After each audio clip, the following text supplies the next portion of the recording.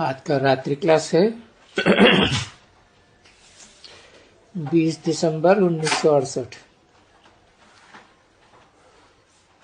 ये गोथरी में देखो, बाप की गोथरी में जो तख्त है, इस तख्त पर कौन बैठा है? बाप बैठे हैं ना।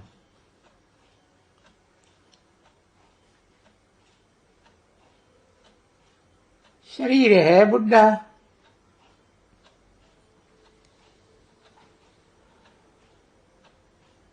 कभी ये भी पहन करके आता हूं।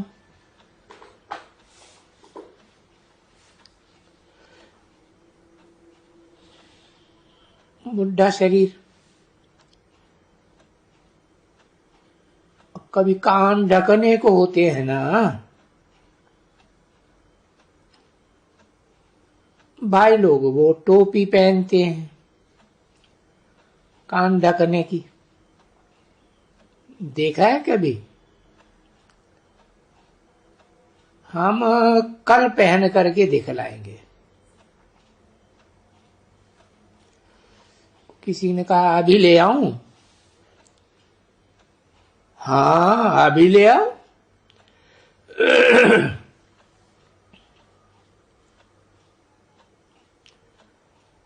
पूरा सिक्ख ले आओ। सिखों के पास ही पलते थे, तो वो पटका बांधना तो सीखना ही पड़ता है। रहती है ना कि शिव जयंती आती है और क्या करें जो मनुष्य कुछ समझ में आवे।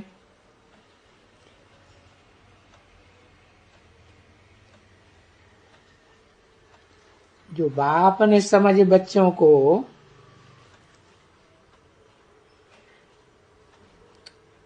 अपने बच्चों को दी है ना, तो दिल होती है कि जो भी नॉलेज, क्योंकि नॉलेज तो अक्षर कॉमन है बाप के लिए, वो तो नॉलेजफुल है और कोई भी नहीं जानते हैं सिवाय तुम्हारे कि नॉलेजफुल मीन्स क्या।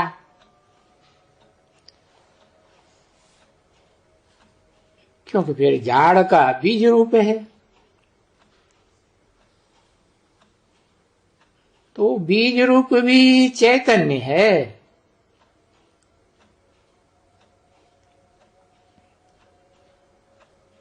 तो बीज रूप होने से क्या नॉलेज देंगे कि हमारी क्रिएशन कैसे फिरती है, कि चक्कर कैसे फिरता है। तो अभी बच्चों को भाषण करना है।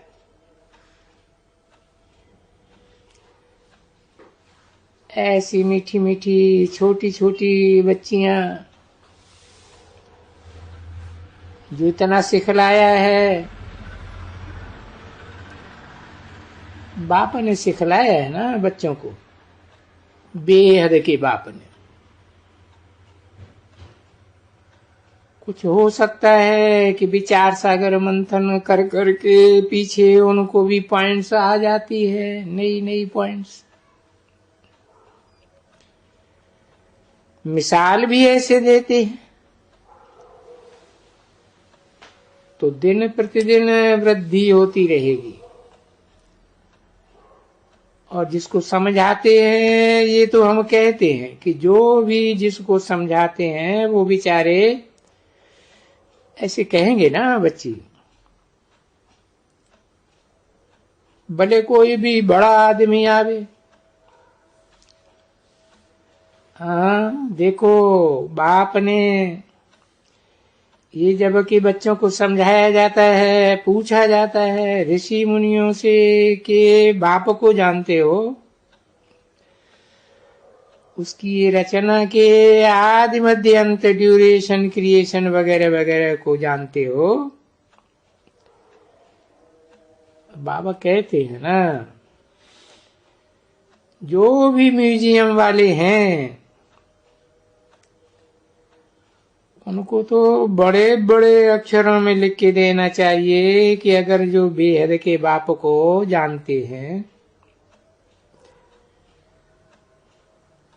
अभी बेहद के बाप को वही तो भगवान कहा जाता है, और भगवान तो कहा जाता है, पर हम उनकी जीवन कहानी को तो नहीं जानते हैं ना। और जीवन कहानी है तो जरूर, क्योंकि जीवन कहानी उसकी गाई जाती है। जैसे तुम बच्चे लिखते हो ज्ञान का सागर है, सुख का सागर है, फलाना है, टीरा है, पतित पावन है, लिबरेटर है, गाइड है।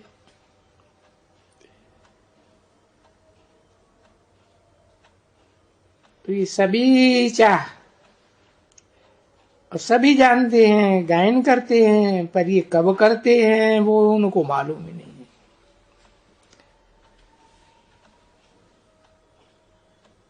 तो मूल बात क्यों नहीं है? ये जो कहा जाता है कि कुंभकर्ण की नींद में सोए पड़े थे,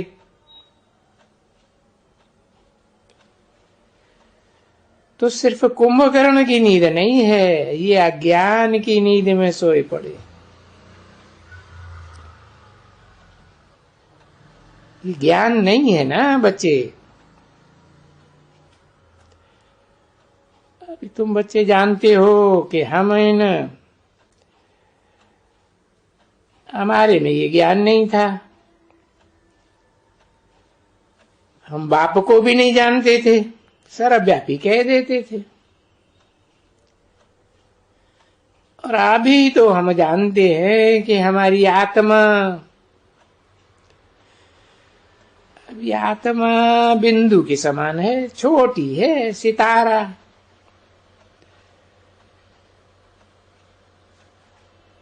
ये भी जांच करके कहते हैं। बस पर ये सुनाई बात को, मनुष्य की सुनाई हुई बात है ना बच्ची। अगर कोई शास्त्र भी बनाया है तो कोई मनुष्यों ने बनाया होगा ना। अगर व्यास के लिए भी कहते हैं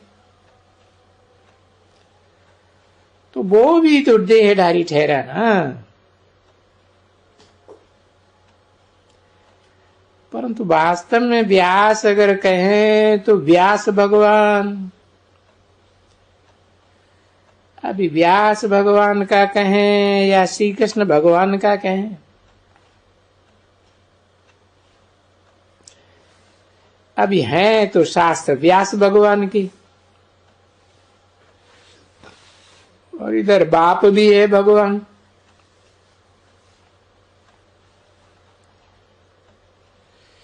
तो व्यास भगवान के शास्त्रों को बैठ करके तुम बच्चों को सिद्ध करके बताते हैं कि बट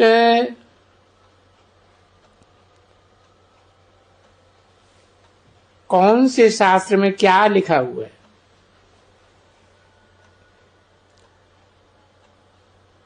तो हर एक शास्त्र उठाएंगे, कोई भी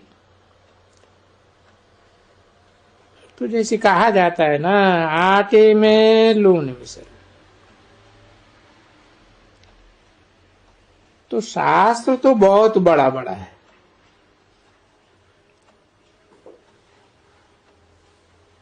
उनमें बस दो चार कोई लफ्ज सच्चाई के निकलेंगे। हर एक में, भले वेदांत में भी।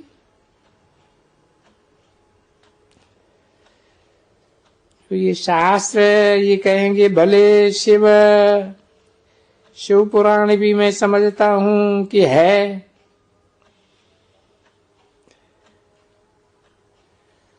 तो उसमें भी कुछ न कुछ अक्षर कब निकाल के देंगे कि हाँ बरोबर।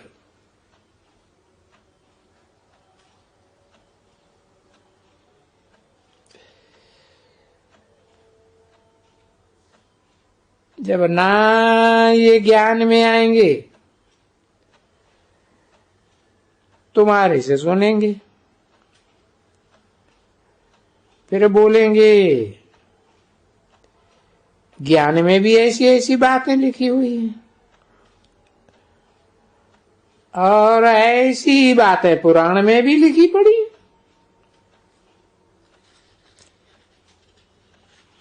गीता में भी ऐसे ही है। तो अभी फिर भगवान ने क्या सुनाया? नाम तो एक ही है, गीता का भगवान। कोई वेद का भगवान या शास्त्र का भगवान या पुराण का भगवान या रामायण का भगवान,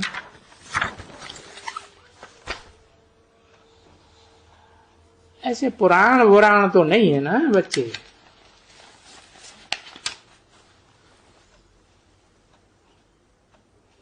20 दिसंबर 1968 की रात्रि क्लास का दूसरा पेज। अब ये तुम बच्चे समझते हैं कि बाप बैठ करके सभी वेदों, ग्रंथों, शास्त्रों का, गीता का जो भी है उनका सार समझाते हैं। जो जरा जरा उसमें है कुछ कि अगर है भी तो है सारा सार तो गीता में ना। क्योंकि कोई भी ऐसा शास्त्र नहीं है जिसमें भगवान वाचो।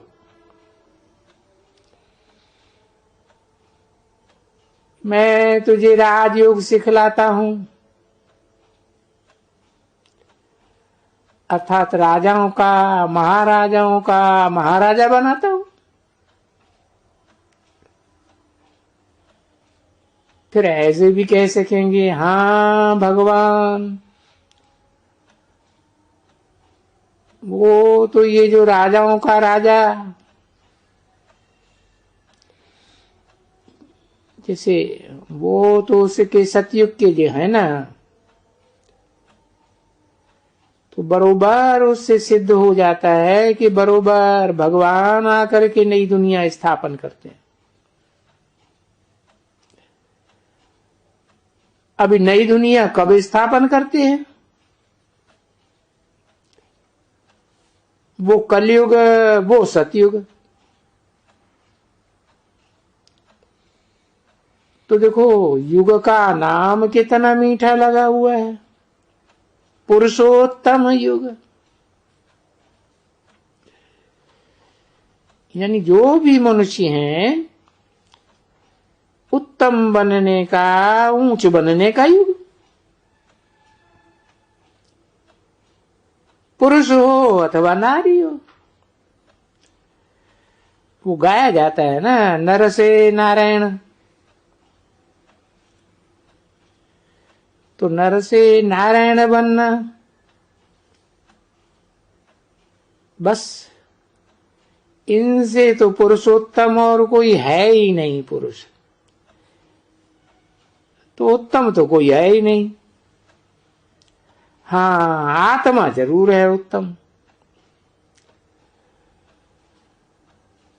वो तो आत्मा को तो परमात्मा कहेंगे।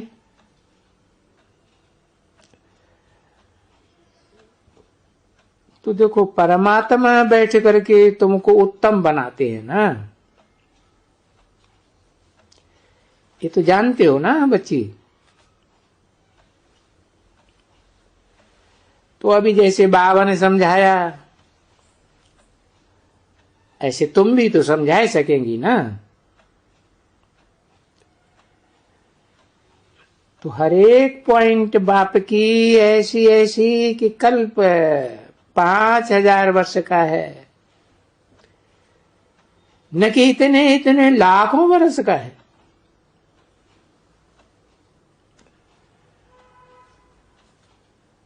और कोई भी मनुष्य राजयोग सिखलाए नहीं सकते हैं, जबकि भगवान ने सिखलाया है। शुरू ही भगवान ने किया है, और जो भगवान है निराकार, तो मनुष्य कोई भी नहीं सिखलाते हैं। तुम्हारी आत्मा सिखलाती है, समझा ना। तुम ऐसे भी कहेंगे कि हमारी जो आत्मा है,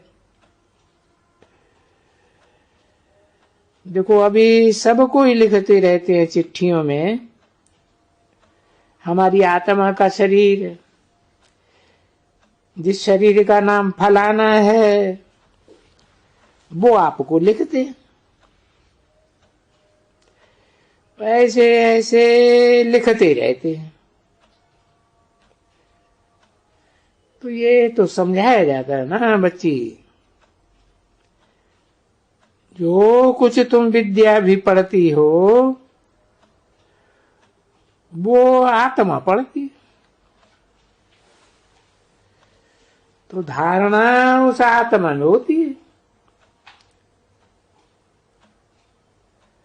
अरे आत्मा में कोई शरीर के क्या नाक में, कान में, मत्थे में धारणा होती है क्या?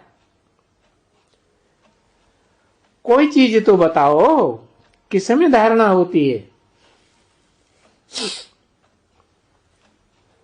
अरे किसमें भी धारणा होती हो, वो अंग तो सभी खत्म हो जाते हैं, सब विनाशी। ये जो संस्कार ले जाती है, वो कौन ले जाते हैं संस्कार? तो ये सिद्ध करके भी तो बताना है ना। तो बाप समझाते हैं कि जब ये समझाना है तो जो पढ़ते हो, जो सीखते हो, जो तुम ही सिर्फ हैं जो सीखते हो,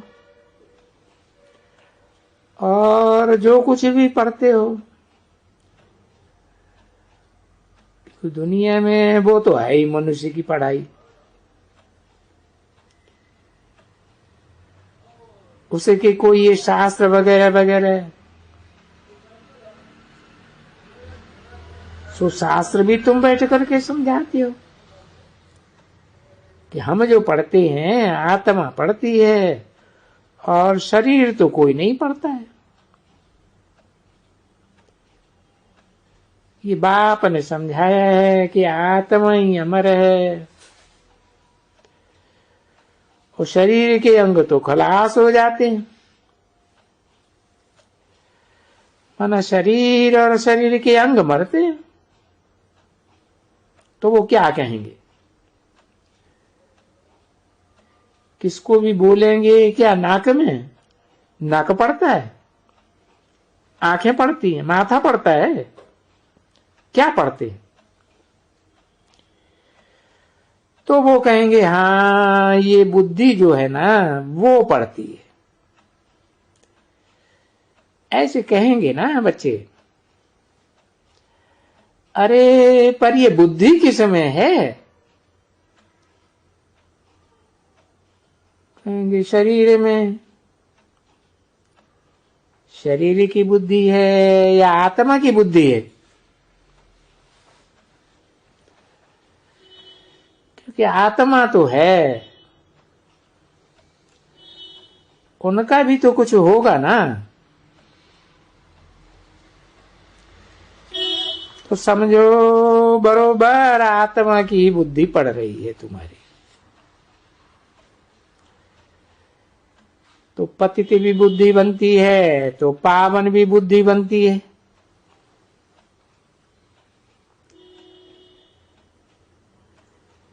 ये तो समझते हो कि अभी बुद्धि आत्मा है, क्योंकि आत्मा में ही मन बुद्धि है।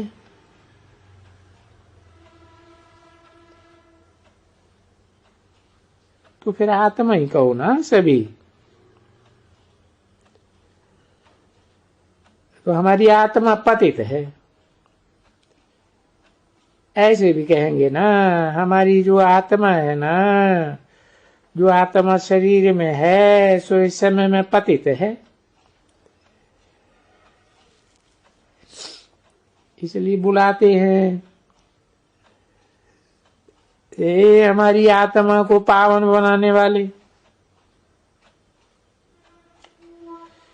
क्योंकि बाप ने समझाया ना कि आत्मा ही गोल्डन एज है, तो फिर शरीर भी गोल्डन एज। आत्मा आयरन एज तो शरीर भी आयरन एज। तो मुख्य तो प्रिंसिपल तो होती है आत्मा। तो ऐसे ऐसे जो टॉपिक्स किसको कहते हो कि आज फलानी टॉपिक पर और आज सब फलानी टॉपिक पर, तो जो जो अच्छे अच्छे बच्चे हैं, जो अच्छी तरह से टॉपिक समझा सकते हैं और वो टॉपिक्स बुद्धि में अच्छी तरह रखते हैं, वो सभी अपनी एक एक टॉपिक उठाए लेवे कि हम ये सब बाबा ने हमको ये समझाया है और समझा रहे हैं, ये कहेंगे हमने बाबा को तो जान लिया। उस बाबा ने तो हमको बहुत समझाया है कि अपन को भी समझाया है और रचना के आदि मध्यंतों को भी समझाया है। 20/12/1968 की प्रातः क्लास का तीसरा पेज।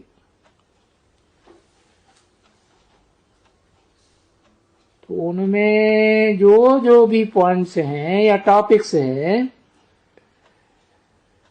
वो एक एक टॉपिक 15 मिनट 20 मिनट वो टॉपिक ओरली बैठ करके समझा रहे।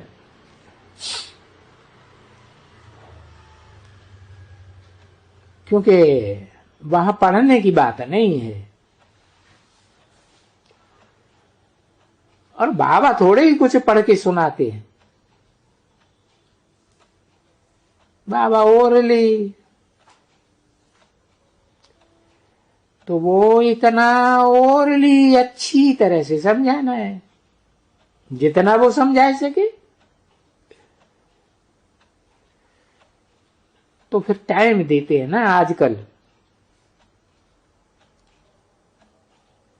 तो आजकल जब भी कोई 10 20 12 मिनट लेते हैं लिस्ट में कि भाई फलानी का भाषण होगा, कोई ने कहा फिर फलाने का भाषण होगा, ऐसे करते रहते हैं ना। ये क्यों भाषण होता है?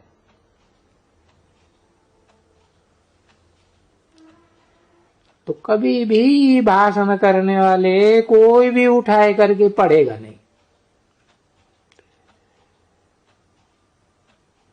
भले इंग्लिश होवे या जो भी होवे, तो भाषण ऐसा करना चाहिए जितना वो अच्छे से कर सके।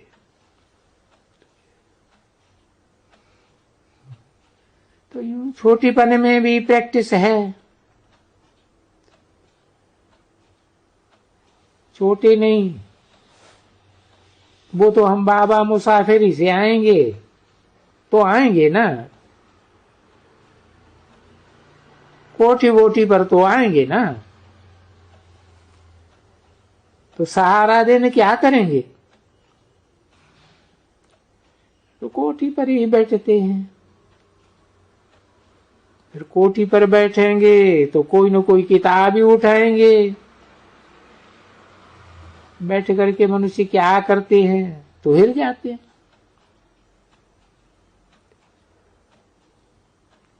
इसलिए बाबा कहते हैं ना, बच्चे ये ग्रंथ भी अच्छे ही पढ़े हुए हैं। अभी जब ग्रंथ पढ़ते थे और हम बैठ करके वहां जो करते थे, तो जैसे बाप का पटका पहने थे, हूबहू जैसे ये देखते हो। तो बाप भी पाठ करते थे, तो होते थे, तो मैं भी जा करके अखंड पाठ देखा है कैसे पढ़ते हैं। छोड़ेगा नहीं बीच में, और वो जहां छोड़ेगा वहां से फट से वो शुरू कर देगा। आवाज बंद नहीं होना चाहिए।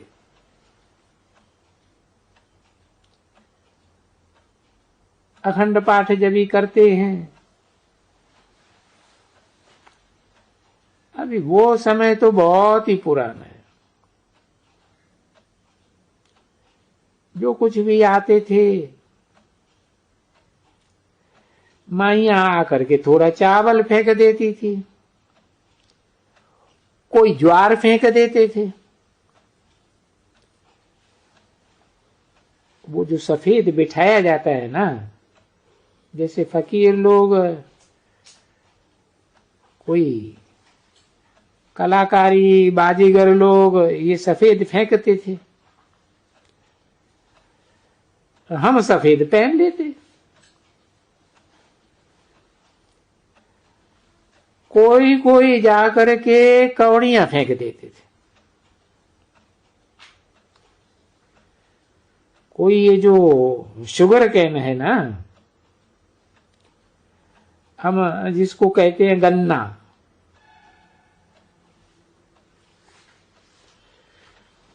वो गन्ने का टुकड़ा इतना, वो क्या मिलते थे, 5 कौड़ी दियो तो 2-3 टुकड़ा मिल जाते थे। उस समय में कौड़ियां चलती थी।